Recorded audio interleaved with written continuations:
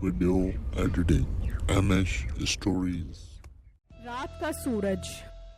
एक वक्त की बात है, एक गांव में एक अजीब वाकया हुआ। काफी तेज गर्मी होने की वजह से लोग अपने घरों की तरफ निकल गए और शाम होने का इंतजार करने लगे। जब शाम का टाइम करीब आया तो क्या देखते हैं कि सूरज तो अभी तक गरूब ही नहीं हो रहा। लोग ये माजरा देखकर बहुत परेशान थे। अबू जान देखो तो सही, सूरज के गरूब होने का टाइम हो गया है, लेकिन सूरज गरूब नहीं हुआ अभी तक। ये क्या माजरा है, मुझे समझ नहीं आ रहा।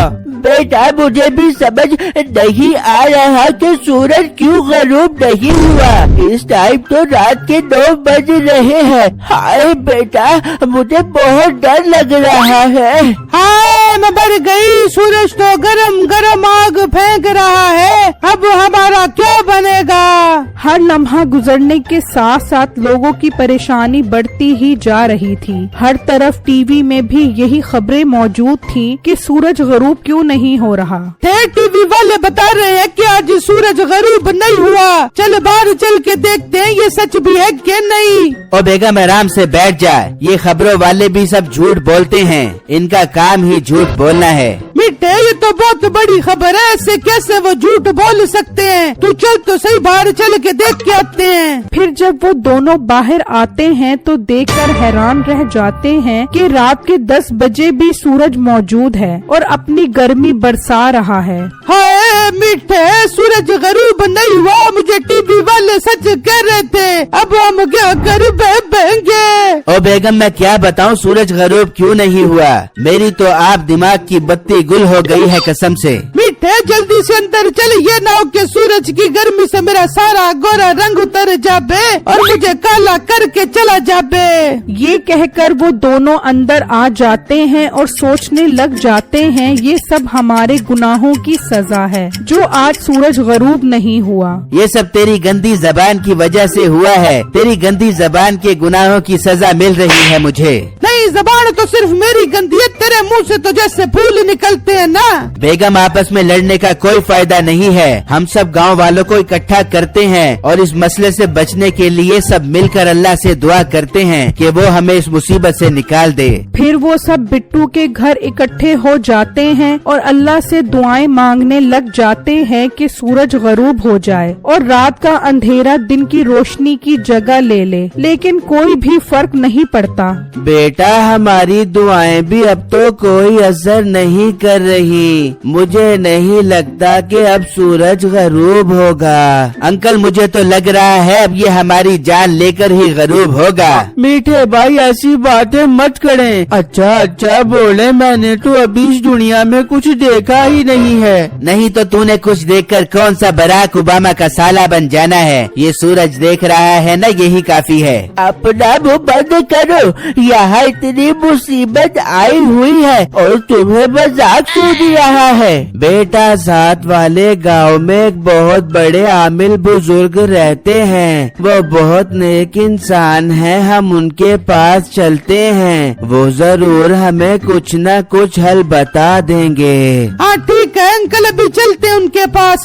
फिर वो सब मिलकर बुजुर्ग के पास पहुंच जाते हैं और उनसे उस मसले का हल दरियाफ्त करने लग जाते हैं। बेटा आज से 200 साल पहले एक बहुत बड़ा जादूगर था जिसने जमीन में 2 पौधे उगाए थे। वो दोनों जादुई पौधे हैं जिनका मकसद इस दुनिया का निजाम खराब करने की कोशिश है। आज वो दोनों पौधे तैयार हो गए हैं, अगर वो दोनों पौधे तोड़कर दरिया में डाल दिए जाए तो दुनिया का निजाम ठीक हो जाएगा। और बुजुर्गो वो पौधा है कहाँ, हमें पता कैसे लगेगा, हम वो पौधा तोड़ेंगे कैसे। बेटा ये तो मुझे नहीं पता, लेकिन वो दोनों पौधे किसी घाटी के ऊपर लगे हुए हैं। अगर तुम उसे तोड़ने में कामयाब हो गए तो सब कुछ पहले जैसा ठीक हो जाएगा। बाबा जी इतनी बड़ी दुनिया है, वो कहाँ से उसको ढूंढ बेबेंगे। चलते चलते मेरे नाजुक पाँव में छाले पड़ जाएंगे। बस बेटा मैं इतना बता सकता हूँ कि वो पौधे इस गांव के करीब एक जंगल में है। ठीक है, हम सब जाएंगे उसे तोड़ने के लिए।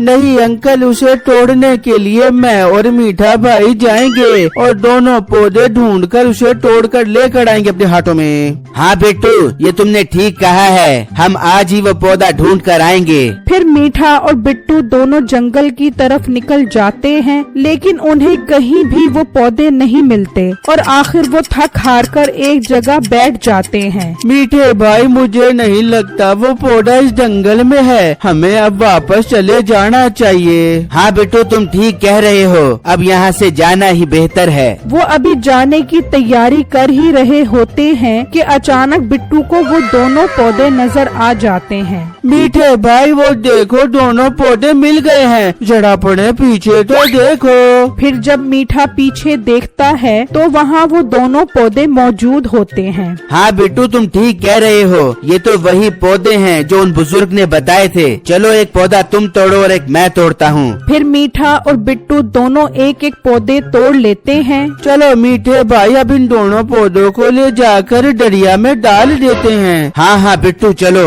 फिर जब वो दरिया पर पहुँचते हैं तो मीठा चुपके से एक पौधा लेकर वहाँ से चला जाता है और जब वो बिट्टू पौधा दरिया में डालता है तो फौरन रात हो जाती है, लेकिन सूरज तो अभी भी गरूब नहीं होता। बिट्टू दाएं बाएं देखता है लेकिन उसे मीठा नजर नहीं आता। ये मीठा भाई कहाँ चला गया है पौधा दरिया में डाले बगैर। फिर वहाँ मीठा पौधा लेकर घर आ जाता है और अपनी बीवी को बताता है। मीठे, ये पौधा क्यों घर लेके आ गया? जाकर इसे दरिया में डाल दे। बिट्टू ने दरिया में डाल दिया तो रात हो गई है। तू भी इसे दरिया में डाल दे तो सूरज गायब हो जाएगा और चांद बाबू निकल आएगा। ओ बेगम, जरा सब्र कर, तू मेरी सियासत नहीं समझ सकती। ओ बेगम, हम इस पौधे की पूरे गांव वालों से 50 लाख रुपए लेंगे, फिर ये पौधा दरिया में डालेंगे। लोग इतने तंग हैं कि हमें भागकर 50 लाख रुपए दे देंगे। अरे वाह मीठे, ये तो मैंने सोचा नहीं था। मीठे, अब तो मैं तुझे मान गई, तू बहुत ज़हीन इंसान है। तू मुझे और अपने आप को अमीर करने की कोई कसर नहीं छोड़ देगा। फिर अगले ही दिन मीठा उनसे 50 लाख की डिमांड कर देता है। मीठे भाई, ये बिल्कुल ठीक नहीं है, इससे तो हम पूरे गांव वालों को बहुत नुकसान हो जाएगा। आप हमारी मजबूरी का फायदा उठा रहे हैं। और चूहों से भरी नाक वाले मोटे, ज्यादा मुझे सबक पढ़ाने की जरूरत नहीं है। अगर पौधा लेना है तो आज शाम को मुझे 50 लाख रुपए दे दे, वरना मैं ये पौधा जला दूंगा। नहीं मीठे भाई, ऐसा मत करना, वरना तो हम तबाह बर्बाद हो जाएंगे। ठीक है मीठे, हमें सौदा मंजूर है। आज ही हम तुम्हें 50 लाख रुपए जमा करके देते हैं। तुम फिर फौरन बिट्टू को वो पौधा दे देना। जनाबे आली, मोतबाना गुजारिश है कि जल्द से जल्द मुझे 50 लाख रुपए मेरे घर पर पहुंचा दिए जाएं। अल आरिज, आपका शागिर्द मीठा उर्फ छोटा पहलवान। ये कहकर मीठा और नसीबो वहाँ से चले जाते हैं और वो सब पैसे जमा करने की प्लानिंग करने लग जाते हैं। अंकल, ये हमारी मजबूरी का फायदा उठा रहा है, इस तरह तो ठीक बात नहीं है। हाँ बेटा, बात तो ठीक नहीं है, लेकिन अब हम और कुछ नहीं कर सकते। अंकल, एक बात मेरे जहन में आ रही है, क्यों ना मैं 50 लाख की कापियों के सबसे ऊपर असली नोट रख दूं और नीचे सारे नकली नोट रख दूं। ये इतना लालची है, पैसे देखकर पागल हो जाएगा और पौधा मुझे दे देगा मेरे हाथों में। नहीं बेटा, वो बहुत तेज है, समझ जाएगा।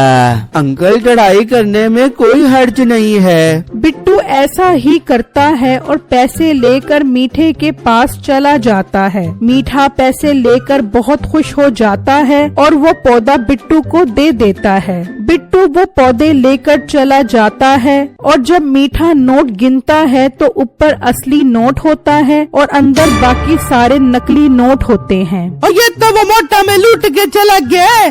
और बेगम चल उसके पीछे, दरिया में डालने से पहले पहले हमने वो पौधा उससे छीनना है। फिर वो दोनों घर से निकलते हैं और जैसे ही वो दरिया पर पहुंचते हैं तो बिट्टू फौरन वो पौधा दरिया में डाल देता है तो फौरन सूरज चला जाता है और चांद निकल आता है। ओ मोटे, तूने ये मेरे साथ ठीक नहीं किया। मैंने बिल्कुल ठीक किया है, तुम जैसे लोगों की यही सजा है। वहाँ सब लोग भी खुश हो जाते हैं कि बिट्टू अपने मिशन में कामयाब हो गया है। ये जस्ट एक कहानी है, इससे हमें ये सबक मिलता है कि हमें हर वक्त अल्लाह से अपने गुनाहों की माफी मांगनी चाहिए और पैसों का लालच नहीं करना चाहिए, क्योंकि दुनिया की जिंदगी बहुत मुख्तसर है। शुक्रिया।